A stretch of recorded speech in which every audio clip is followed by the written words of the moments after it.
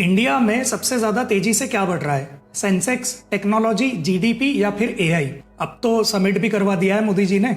नहीं, इंडिया में सबसे तेजी से बढ़ रहे हैं रेप केसेस। हर 20 मिनट में एक रेप क्राइम रिपोर्ट होता है इस देश में, जो विश्व गुरु बनना चाहता है। एक दिन में 80 और एक साल में लगभग 30,000 केसेस, और ये नंबर सिर्फ उस क्राइम के हैं जो रिपोर्ट होते हैं। अनरिपोर्टेड क्राइम का तो नंबर निकालना भी बहुत मुश्किल है। ये जो नंबर्स मैंने आपको बताए हैं, अनुभव सिन्हा की लेटेस्ट मूवी आपको मजबूर कर देती है कि आप ये नंबर कभी भूल ना पाए। हर 20 मिनट में थिएटर की स्क्रीन कंप्लीट ब्लड रेड हो जाती है, ताकि ऑडियंस को ये एहसास हो सके कि जितनी देर में हमने ये मूवी देखी है, उतनी ही देर में 7 और लड़कियों के साथ ये हीनियस क्राइम हो चुका है। अनुभव सिन्हा कई बड़े क्वेश्चंस उठाते हैं मूवी के दौरान, जो बहुत डीप साइकोलॉजिकल प्रॉब्लम को लेयर बाय लेयर अनफोल्ड करने का ट्राई करती है। मैं जल्दी से मूवी के प्लॉट के बारे में बताता हूं, क्योंकि प्लॉट के अलावा बाकी की चीजों पे बात करना उतना इंपॉर्टेंट नहीं है। जैसे मूवी मुझे अच्छी लगी या नहीं लगी, एक्टर ने कैसा काम किया, सिनेमेटोग्राफी, कैमरा वर्क कैसा था, सबने ठीक ठाक काम किया है। अगर नहीं भी किया होता तो भी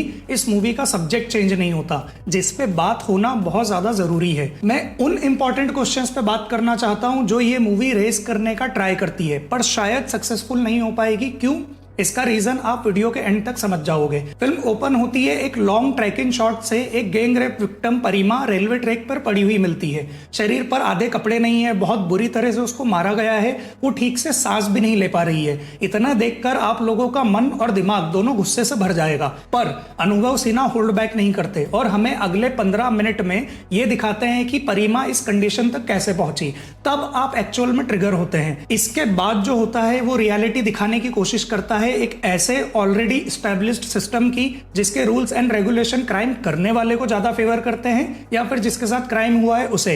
ये सवाल आपके दिमाग में एंड तक आता रहेगा। इन दिस वीडियो में इन्हीं सवालों की बात करना चाहता हूं जो मेरे मन में आए जब मैं मूवी को देख रहा था। सवाल नंबर 1, फिल्म में जो 5 अक्यूज्ड हैं उनमें से एक किसी बड़े बाप की औलाद होता है। वो और उसके दोस्त फॉर्च्यूनर में घूमते हैं, डेली शराब पीते हैं, कोई काम नहीं करते, दिन भर लफंडरबाजी करते हैं। यहां तक काफी नहीं होता तो वो एक दिन परिमा का वो हाल करते हैं जो देखा भी नहीं जा सकता। इस क्राइम का पता लगने के बाद उस अमीर बच्चे का बाप कोर्ट तक मामला पहुंचे उसके पहले ही लाखों रुपए खर्च करके सारे सबूत मिटवा देता है। हॉस्पिटल से विक्टिम के डीएनए सैंपल गायब करवा देता है। पुलिस स्टेशन में जिस गाड़ी में रेप हुआ उसकी चोरी की रिपोर्ट भी दर्ज करवा देता है। गाड़ी को अच्छे से धुलवा कर एक लोकेशन पे तोड़फोड़ करके डंप करवा देता है। ये एक क्रिमिनल वाला बिहेवियर है, आम लोगों का नहीं। माँ बाप को अपने बच्चों का बिहेवियर का थोड़ा बहुत अंदाजा तो होता ही है कि उनका बच्चा किस रास्ते पे है, पर उसे रोकने की बजाय उसे और इनकरेज किया जाता है, उसे और बदमाश बनाया जाता है। ऐसे माँ बाप पहले से तैयार रहते हैं कि बच्चा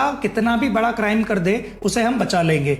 ये बच्चों को लेकर प्यार नहीं, मानसिक बीमारी है। हमारे ही समाज में इस मानसिक रोग के साथ बहुत सारे लोग जी रहे हैं। अगर ये चाहे तो क्राइम को रोक भी सकते हैं अपने बच्चों का बिहेवियर समझ के, पर पैसा और पावर उन्हें ये करने नहीं देता। मेरा सवाल ये है कि क्या ऐसी सोच वाले माँ बाप इस मूवी को देखने जाएंगे?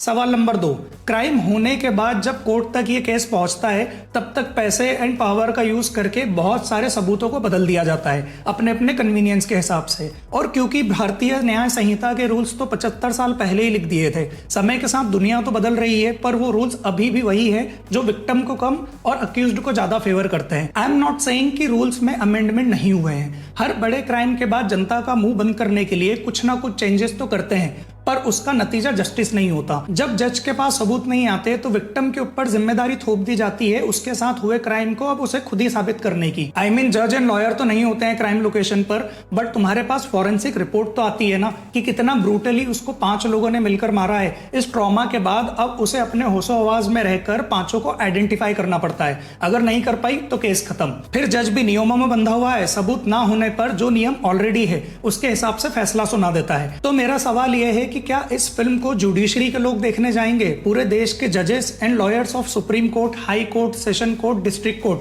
क्या इन सब तक ये मूवी पहुंचेगी? क्योंकि रूल्स तो तभी चेंज होंगे ना जब सही लोगों तक ये फिल्म एंड इसका मैसेज पहुंचेगा। सवाल नंबर 3, पिछले 10 सालों में एक ट्रेंड चला है कि कुछ मूवीज का नाम पार्लियामेंट में लिया जाता है। क्यों?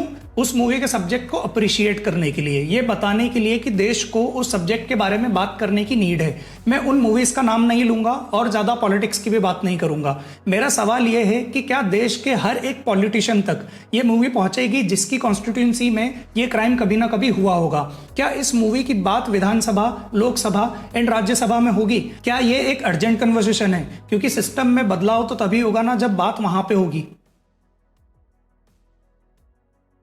सवाल नंबर 4, मैंने स्टार्टिंग में कहा था 80 per day rape crime report होते हैं इस देश में।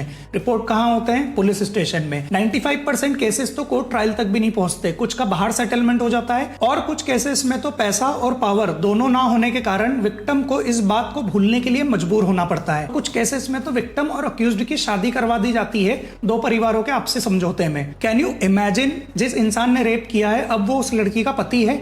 इतना सब सुनकर शायद अब आप समझोगे कि क्यों जो क्राइम रिपोर्ट नहीं होते उसका नंबर निकालना भी बहुत मुश्किल है। तो मेरा सवाल यह है कि क्राइम होने के बाद विक्टिम या उसका परिवार का पहला स्टेप पुलिस स्टेशन जाना है ताकि उन्हें जस्टिस मिले।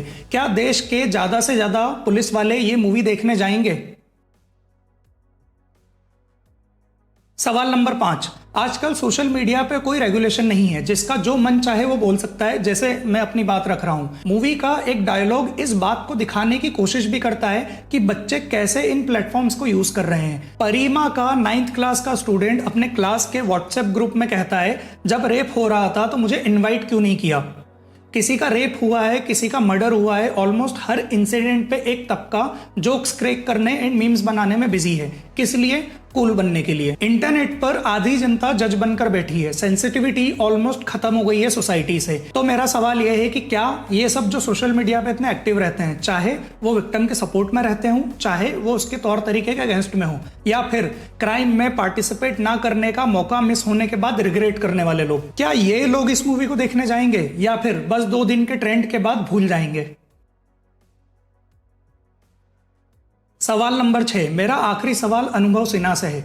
मैंने आर्टिकल 15 एंड मुल्क थिएटर में देखी है। आई थॉट चलो कोई तो बात कर रहा है रियल इश्यूज पे। मैंने 80 थिएटर में 6 या 7 लोगों के साथ बैठकर देखी है।